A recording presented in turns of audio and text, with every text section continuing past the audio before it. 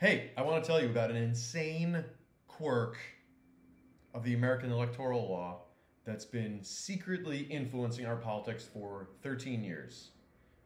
So, back in 2010, some federal judges made a mistake on a case, and that mistake is why we have super PACs and a government of puppets who are basically handpicked by the rich. Let me explain with some toys. We're back in 2010, when life was simpler. Here's your standard political candidate. And here's an all-American business leader, a real innovator. So when election season rolls around, this business leader becomes a donor and starts making big campaign donations. And this is the hoard of cash he uses to influence elections. Now, for a while, we've had laws that limit how much a big donor can make it rain on political candidates. And, courts were serious about upholding these laws.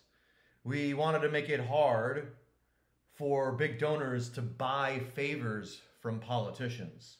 So we limit how much they can pay for those favors in advance. Makes sense, right? But big donors came up with a big, clever workaround.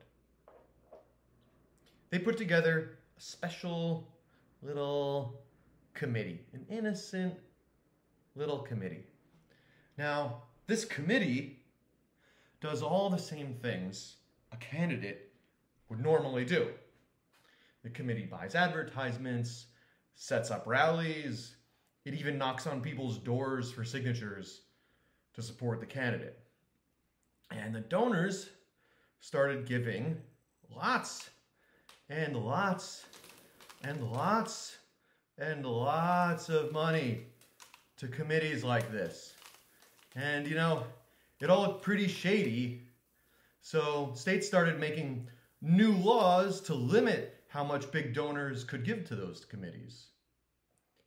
Naturally, donors complained about these laws. But here's where things get a little weird. When the donors complained, the court actually sided with them.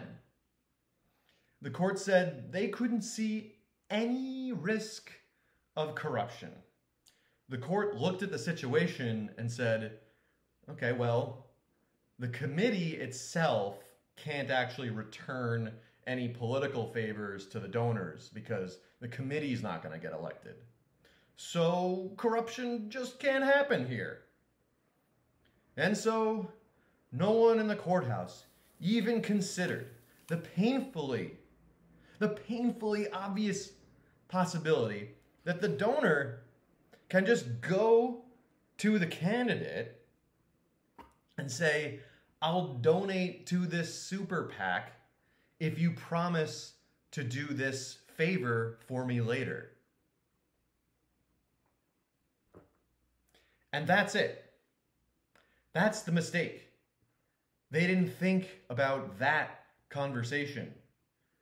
That's why we're just sitting here letting corporations and bankers decide who is going to run our government.